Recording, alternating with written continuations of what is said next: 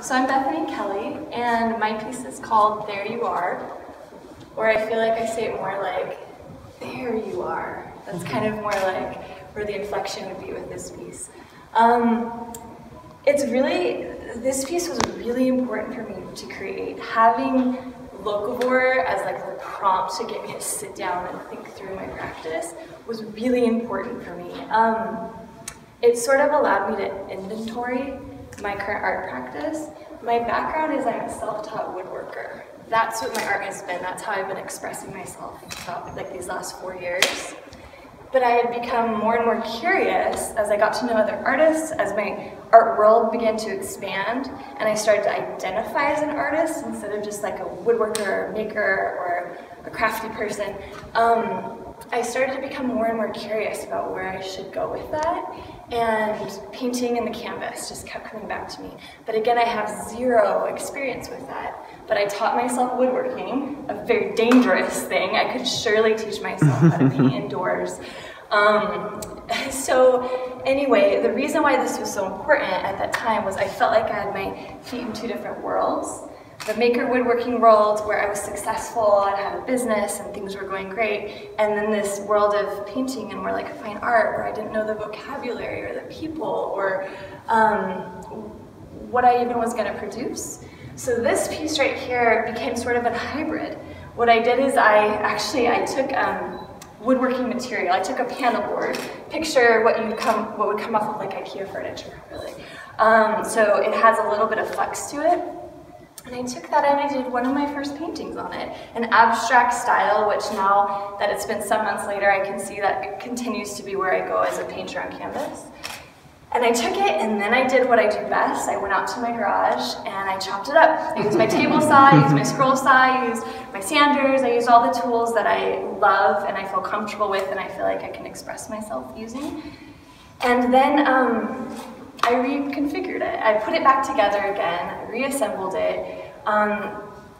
It's woven for a reason though. There's great symbolism in that for me. I tried out a lot of different things with it. Katya she's a good friend of mine, and she even saw once when she came over, there's a pile on my floor and I had it look more like firewood maybe. And I tried out a lot of different things, and this weaving is what I came back to, and it's what felt right.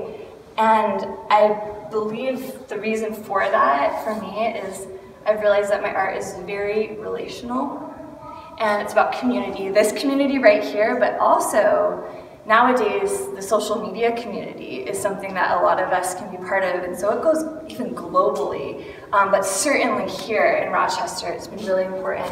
And the weaving together, to me, it's really symbolic of that. I could look at all of these different pieces, and on any given day, I could come up with this many stories of ways that we're paralleling each other, or we have helped carve out pieces in each other, or different things that conversations I've had with artists, conversations that are taking place here or different places, where it has altered people's practices.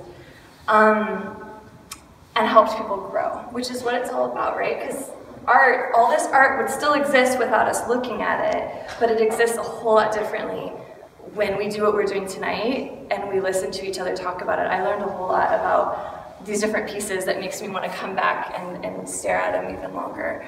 So anyway, the other thing that I just need to mention about this piece, or I'll regret it later, is that the big realization I had is I've been questioning the past 4 years of my woodworking, where was the theme? I was doing a lot of different work, a lot of commissioned stuff, and then my own things on the side, but I realized in looking back on a really big portfolio of work is there was absolutely a theme, and the theme was texture was hugely important to me. I would I'd sand things to then go ahead and make the divots. I'd hit things. I'd do whatever to give it that extra texture and the warmth and that history. And then so texture and then color. My stuff always had a tons of color in it. And if it was more neutral in colors, there was a good reason for that. It was speaking very loudly in a subtle way. And then movement. If you look at my pieces, I'm always, again, using the different kind of belt sanders and hand sanders I have, I'm always trying to create some sort of movement. So I wanted to, in this hybrid piece where I was bridging the gap between the two worlds, I wanted to actually use those three components as my subject matter.